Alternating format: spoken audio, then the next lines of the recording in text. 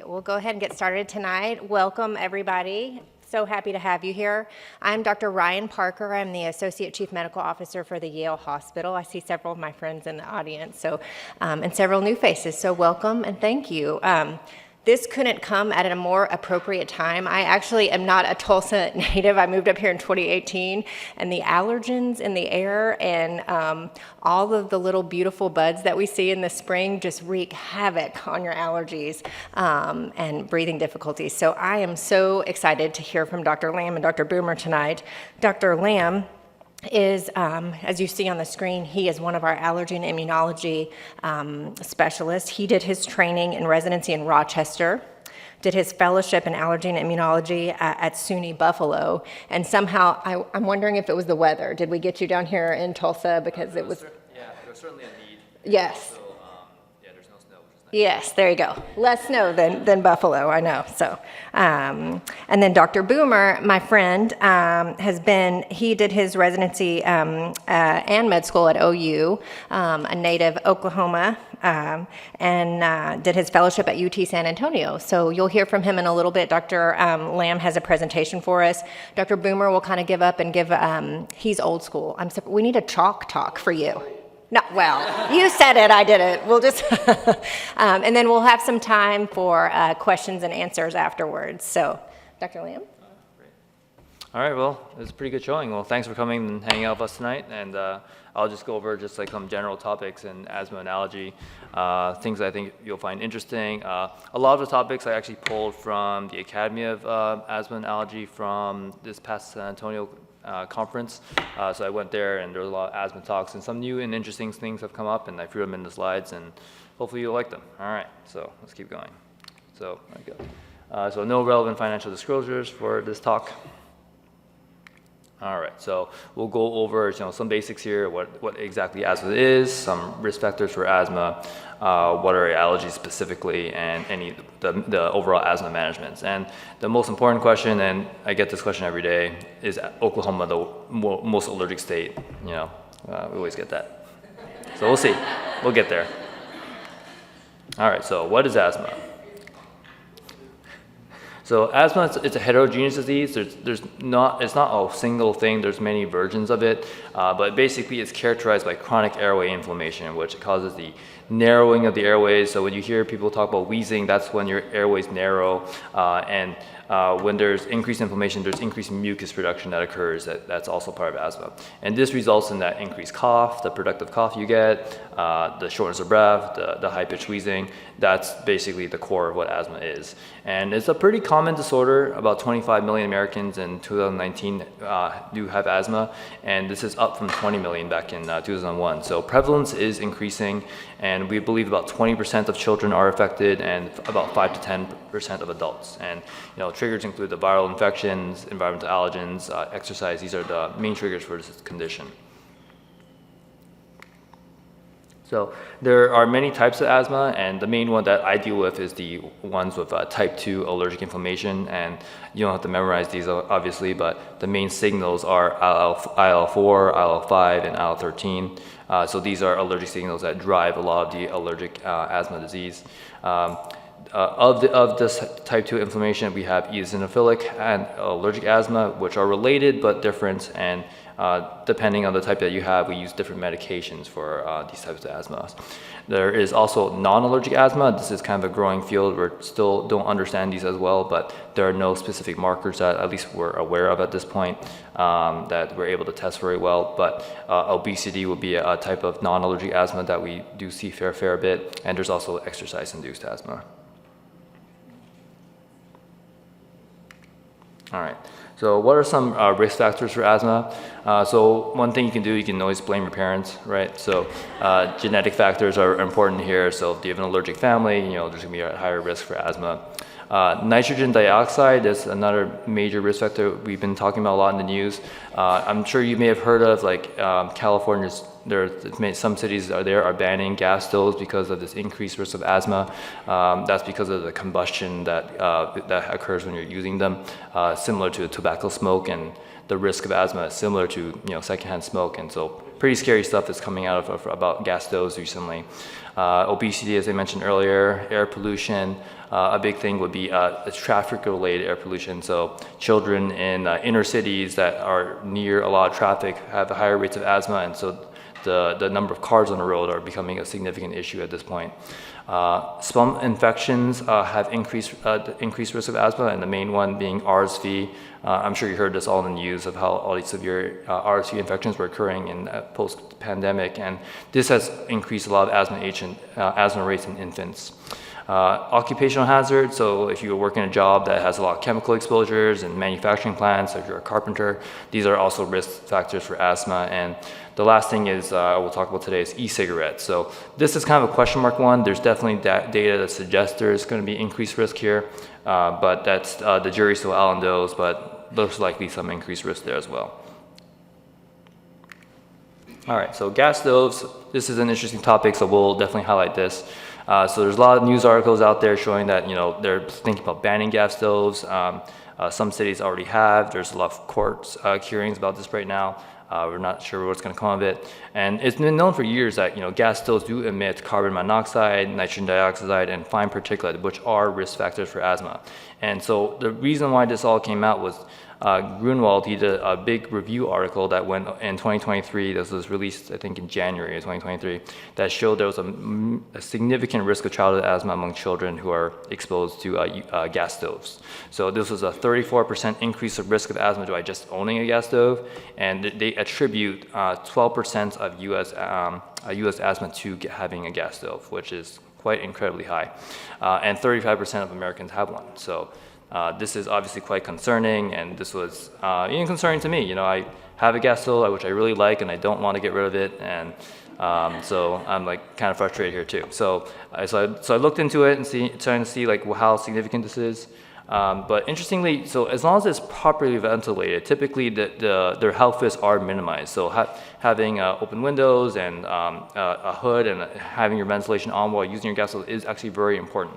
And it's important to know that these review articles, there are multiple limitations, and it's important to that other people review, other docs and scientists comment on the limitations of these studies, because usually there are a lot. So this study did not comment on specific types. So old gas stoves are actually quite different from the newer ones. So older gas stoves have pilot lights that continuously combust, and those are a higher risk certainly for increasing asthma risk.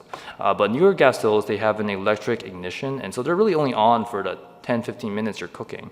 And so there's actually minimal emissions that occur when you're using these newer gas stoves. And in this study, they didn't comment anything about the maintenance of these gas stoves.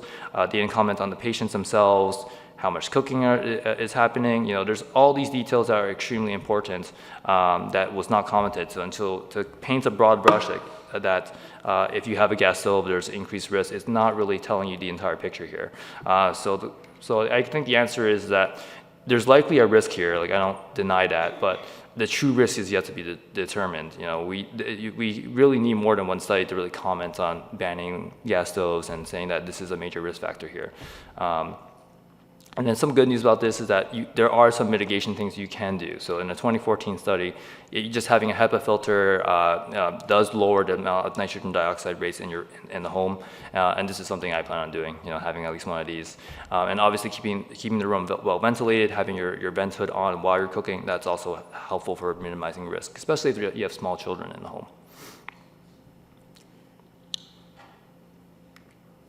All right. So the other hot topic. E-cigarettes, so a lot of kids and young adults are using e-cigarettes as an alternative to cigarette smoking, thinking that it's safer.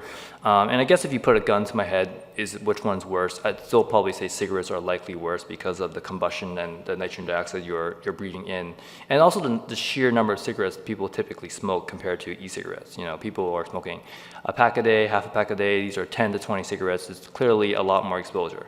But e-cigarettes are not benign. You can see all these chemicals that are listed here that we're not certain of the level of risk here. So propylene glycol, the vegetable glycerin, the flavorings, we're not certain how carcinogenic these things are and how much risk they have for causing asthma. So those unique risks are still yet to be delineated. And there's already some data that shows there's increased respiratory symptoms with high schoolers.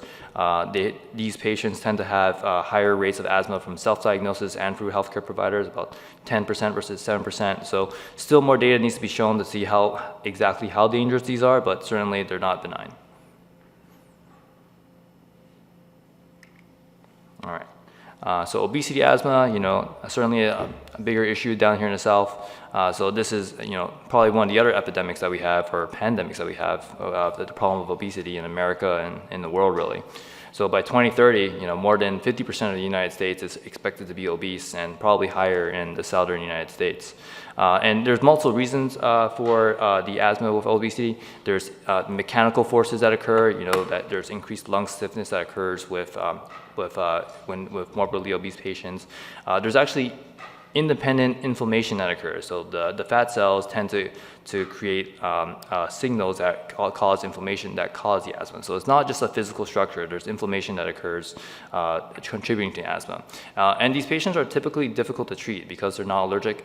Many of our medications are geared towards allergic-mediated asthma, and so they're not as effective for this type of asthma, and also just dosing.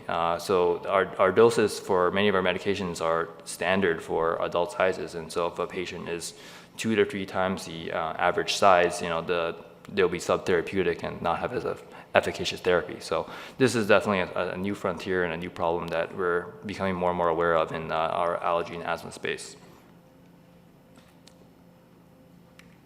All right, so we'll shift gears a little bit. So what are allergies and what is that exactly? So people always ask this question too.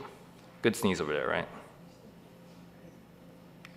All right, so allergies are essentially a reaction to a substance in an environment that is typically harmless. So things like the environmental allergens you see, like the dust mites, all the pollen, the trees, the ragweed, these are actually not harmful. We just actually have a maladaptive response to them, and which is causing all these symptoms, and we really shouldn't be reacting to them. Symptoms are reproducible with every exposure, and typically allergies are related to an allergic IgE antibody. And so as I mentioned, the common ones are the dust mites, the molds, venoms, foods and medications. You can be allergic to all of these things. So what about the role of allergies in asthma? So a lot of asthma is allergic, so that's why it's a big part of the allergy and immunology field. So 90% of asthmatics under 16 are actually allergic, 70% of ages 16 to 30 are allergic, and at least 50% of adults asthmatics are allergic as well. So if we can control the allergic triggers, that's very important for improving asthma control.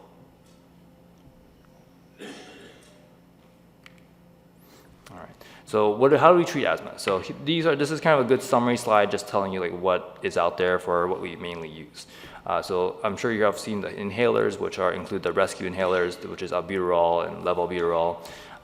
We sometimes use maintenance inhalers when you have more severe disease, where you take a daily inhaled steroid or a combination inhaler that is taken more regularly to help prevent flares.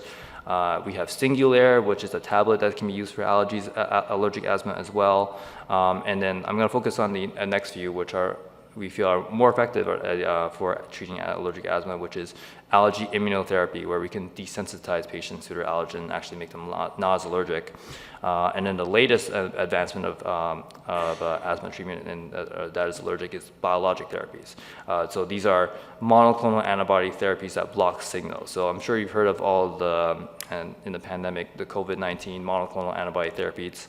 These are just antibodies we can create to any molecule that in the body to treat something. And so this technology has been around for a long time. We have antibodies to inflammatory markers that cause rheumatoid arthritis, anti-TNF, anti-IL-1. So there's lots of medications that are available that are antibody mediated for those disorders. And then for COVID-19, we made an antibody to COVID-19 protein.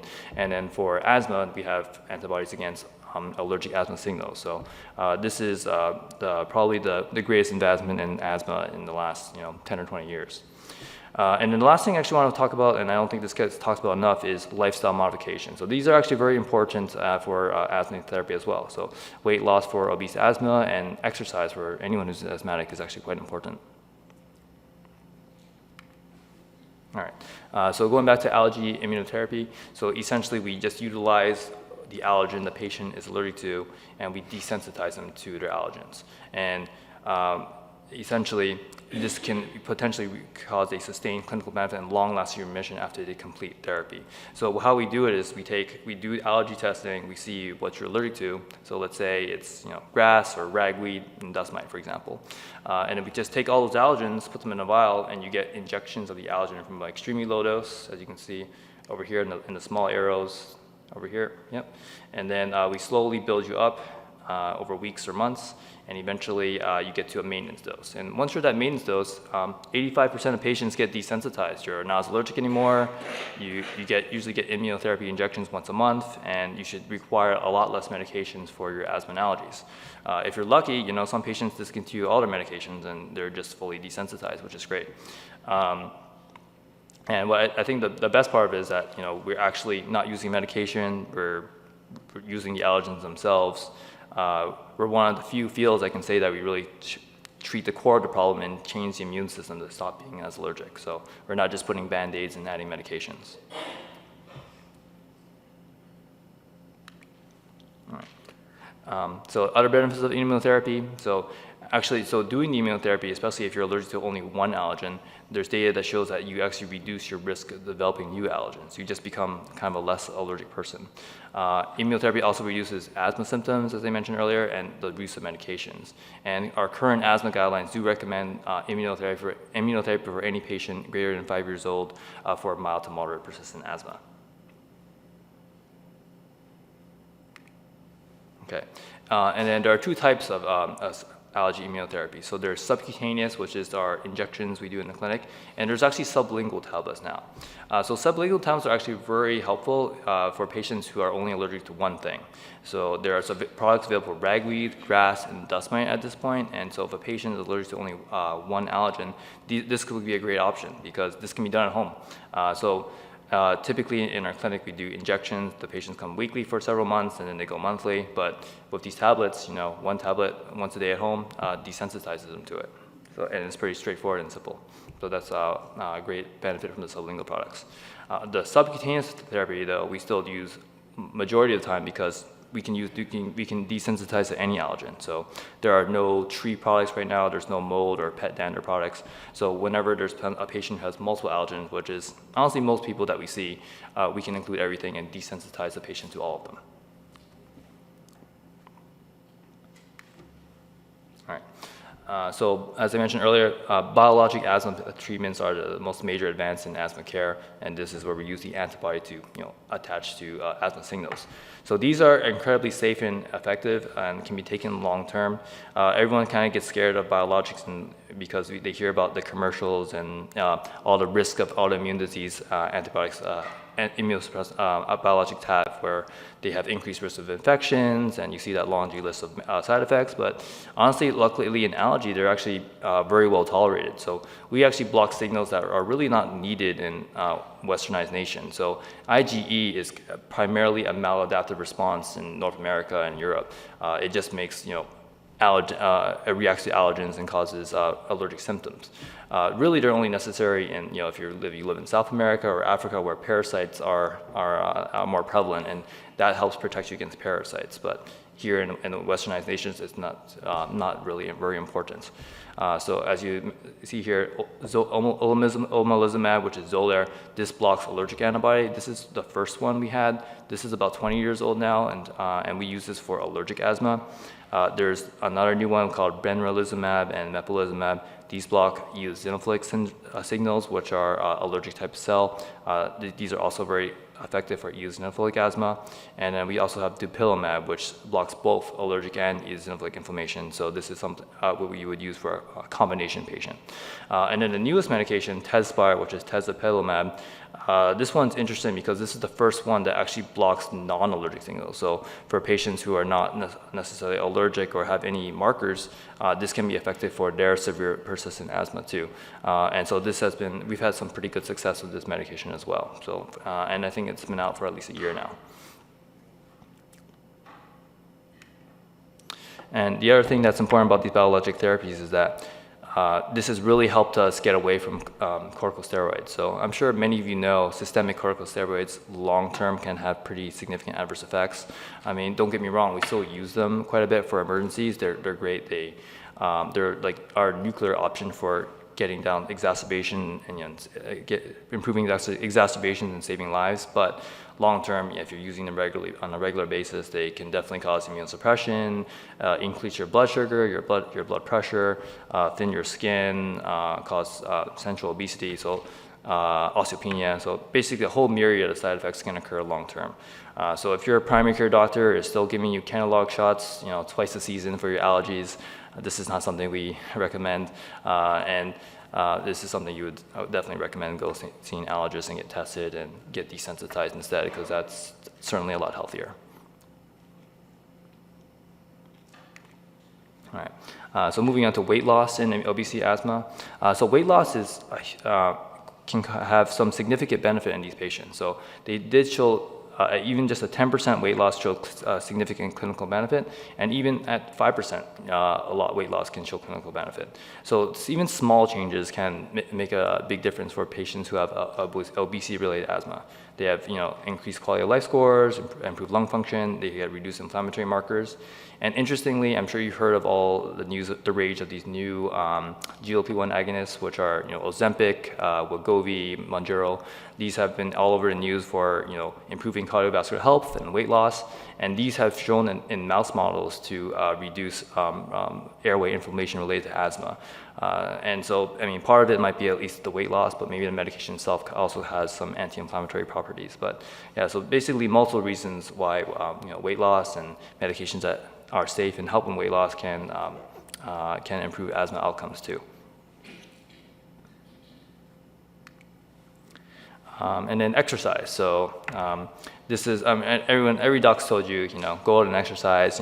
It's probably easier said than done, right? But it's always something that we need to address, and that moderate exercise does really help. It's been shown to reduce allergic inflammation in asthmatics. You have better endurance, you have better VO2 max, you have increased lung function, and there is proven reduced exacerbations when patients are exercising. And this has been proven in children. So there was a 2013 Cochrane review where they looked at 8 studies with kids who did swim training. So one intervention was considered 30 minutes of swim training, and so they did 2 to 6, 30 minutes of training for 6 to 12 weeks. And as a result, the asthmatic children had less medication requirements, improved asthma control, and they had an average increase of 100 milliliters of their lung function, which is comparable to using an inhaled steroid. So just pushing your kid in the pool can really, maybe cancel out that prescription, which is great, right? So it's an option for, obviously improving your child's lung function. Okay, so, and I'd like to note that, adult asthmatics, also improve exercise, and, just choosing something you prefer to do is all you really need to do. So a lot of, complaints and a lot of reasons and barriers are, I'm too busy, I'm too tired, I'm just not interested. Those are the biggest barriers to exercise. But just choosing something that you enjoy or something that you can tolerate is something you can do. So small commitments do really help. Just choosing the stairs instead of an elevator, walking the dog instead of having the neighbor do it. People really underestimate the level of how much walking does. So I argue that walking is probably superior to like high intensity training, because you can walk every day and you can recover very easily. So if someone does high intensity training for 30 minutes but takes a week to recover, the person who does walking every day for 30 minutes is having more calorie burn and more aerobic exercise by doing it every day. So don't underestimate simple things and small commitments. All right, and just another detail about exercise, and showing that even in much more elderly patients, this had some significant benefit. So in patients 60 to 87, this was a study done in Brazil. All they did was 2 sessions a week for 16 weeks, so about 4 months. All they did was deep breathing and light exercise in these sessions. And they had improved lung function, 27% increased max inspiratory pressure and 20% increased max expiratory pressure. And so they maintained it as long as they continued the program, and they lost the benefits once after 4 weeks after they stopped. So just, don't put off these small commitments. They can be beneficial. All right, so we'll move on to why are we so allergic? So this is another question we get a lot at the clinic. All right, so the biggest one and the oldest one is probably the hygiene hypothesis. So our children, in our westernized nations, we have helicopter parents cleaning every little thing and Clorox wiping everything, and I'm sure the pandemic made this a lot worse. And so the environment now is too clean for an effective challenge for a developing immune system. And so there's supporting data that shows this. There's a lot of farm children studies that show that those infants are exposed to bacteria, which is the endotoxin, which causes them to be less allergic, and they also are, they have more antiviral and antibacterial capabilities for their immune system. So developing the immune system, it appears that some infections do help, and that's also something we saw in the pandemic too. A lot of patients had more severe viral infections, and this is, again, just more data that suggests that there is something to this hygiene hypothesis.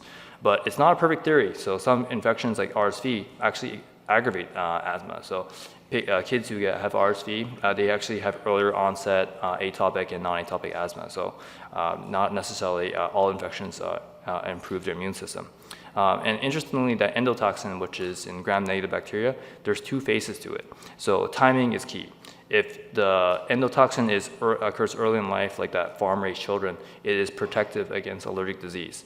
But if it's at the airway disease is established, it actually exacerbates it. So a good example would be, that farm-raised child, he'll likely be less allergic growing up. But let's say an inner city child, who grew up in the westernized area, went to an inner city school with rodents, rodent urine, and cockroach, those patients tend to have more asthma and tend to be a lot more allergic. So it's interesting how the timing is an important factor here too. So they're really just, so right now, allergists and scientists are just trying to figure out how to, have our kids be less allergic without owning a goat. That's the biggest thing we're trying to go for.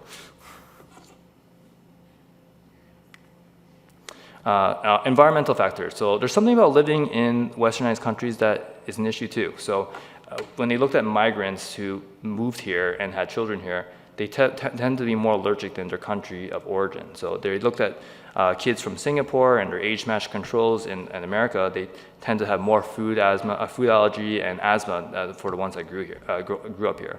And so this was significant in the second-generation immigrants. So we're not exactly sure what's the reason for this. Some of it might be environment. Some of those home countries tend to be more humid, and those patients, because it's more humid, they have less eczema. And when patients have eczema and have allergens that go for the skin, it tends to sensitize them. So that's one thought. Maybe the climate is different. The other thing could be just overdiagnosis. In their home countries, if they're developing countries, if they don't have asthma because there are no doctors to say they have asthma. So when they come here and they have asthma now, and that's where that number of rates come. So that's another theory. So, but there's multiple things that are definitely at play. All right. So the biggest question of all, is this the most allergic state? All right, so I have an answer. We're up there. So Wichita was number 1. I believe their biggest health system closed their allergy program not that long ago. I actually interviewed there in Wichita, but I didn't end up going, and I think everyone left for some reason. So that's part of it. So they don't have many allergists there. Dallas is number 2. You can see Scranton was number 1 last year. Now they're at 3, and we went up. So Oklahoma City was, I think, 5 or 6 last year. Tulsa was number 21, but now we're 4 and 5. So we're up there, right there.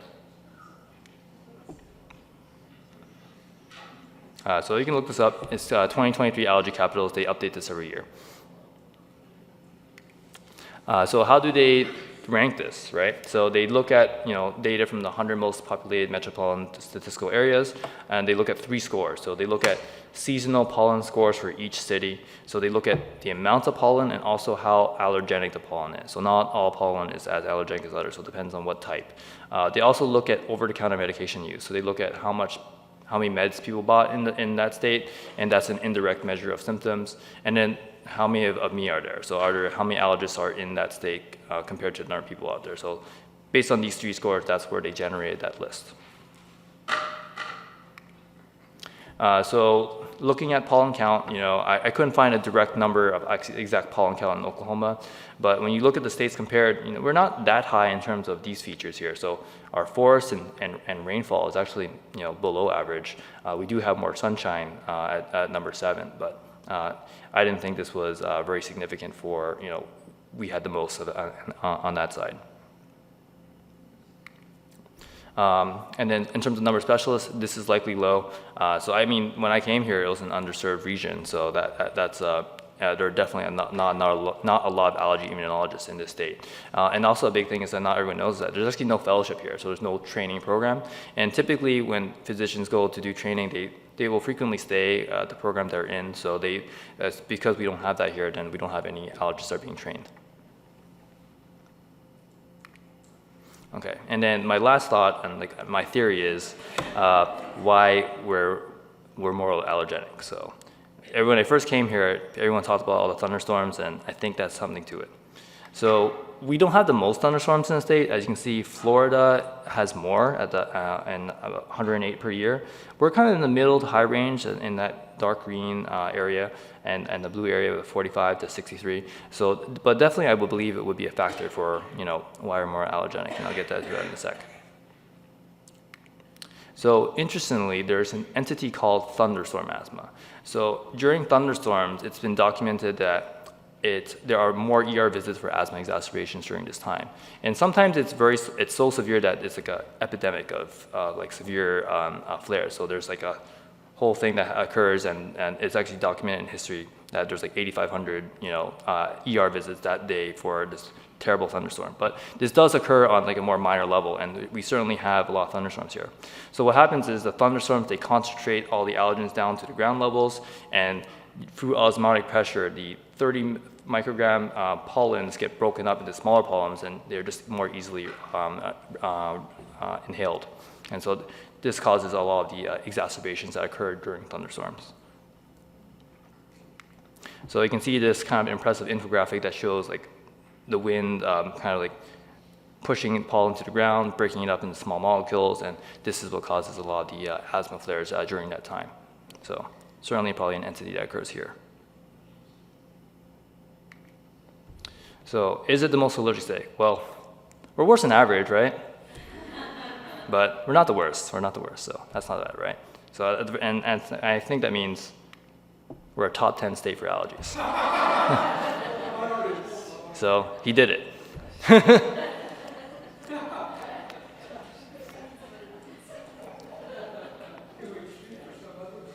Yeah, well, you can ask him next time. He didn't say what for what, right? All right, thanks for your attention.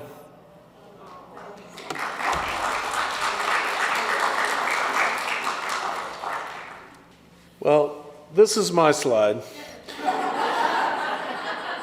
And I just want you to know that I'm back. So,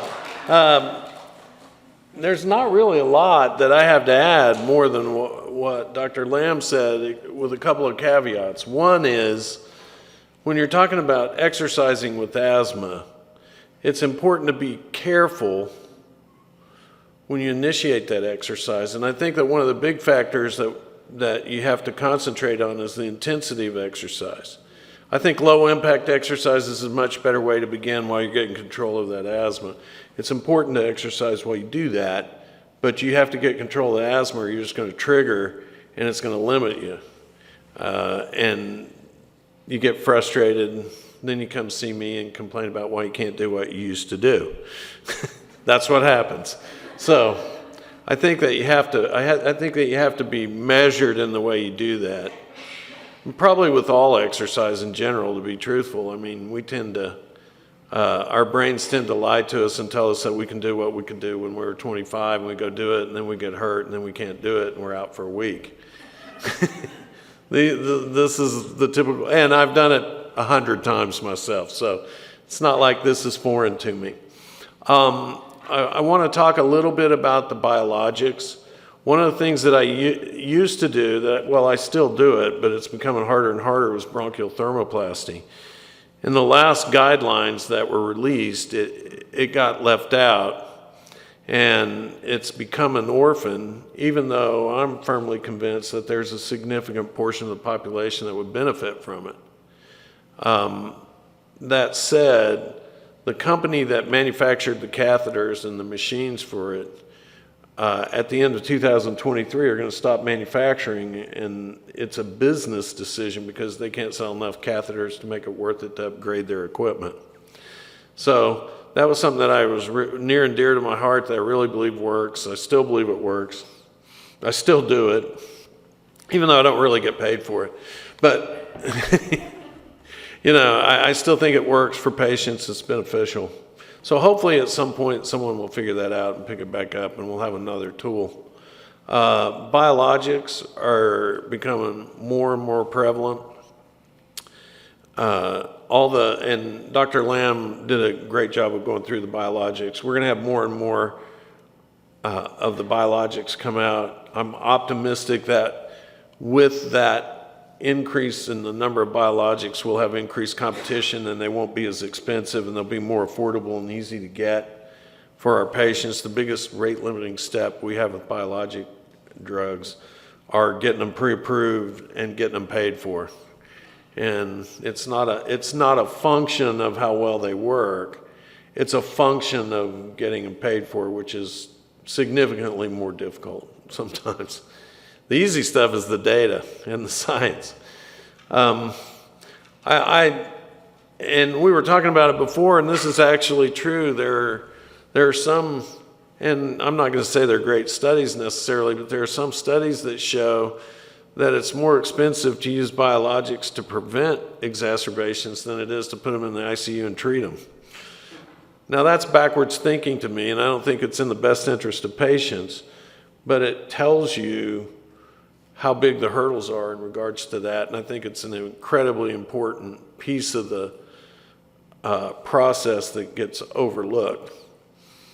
And I'm not going to belabor the point. Like I said, he did a very good job covering it. I will say that while he focused on thunderstorms and thunder in Oklahoma, one of the biggest reasons that we're so allergenic is, in my opinion, the wind.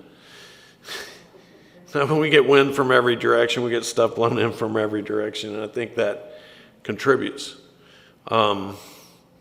Certainly, I believe it's out of proportion to a lot of the places that I've been that, by my naive way of thinking, as it turned out, should have been more allergenic. I trained in San Antonio, and it got below freezing 3 times there, and I'm like, this is going to be so much better when I go to Tulsa. Absolutely not true. So I'm just going to open it up for questions. We see a lot of asthma. We have a lot of severe asthma in this state.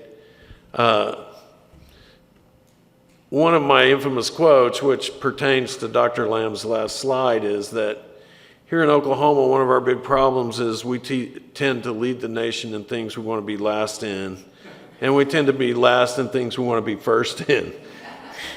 And I think that's reiterated over and over again. You look at obesity, you look at asthma, you look at smoking, you look at drugs, whatever it is, teenage pregnancy, you can go down the list. What you don't see is that we lead the nation in academics. We don't do that. And I think there's a correlation. So. Well, I want to thank Dr. Boomer and Dr. Lamb again for taking time tonight to give us their wisdom. I feel like we have some cheerleaders for Dr. Boomer here. So, thank you, gentlemen. They'll get paid later. Thanks to you guys for coming out and having such great questions and participating. And go and have a great week and a good night.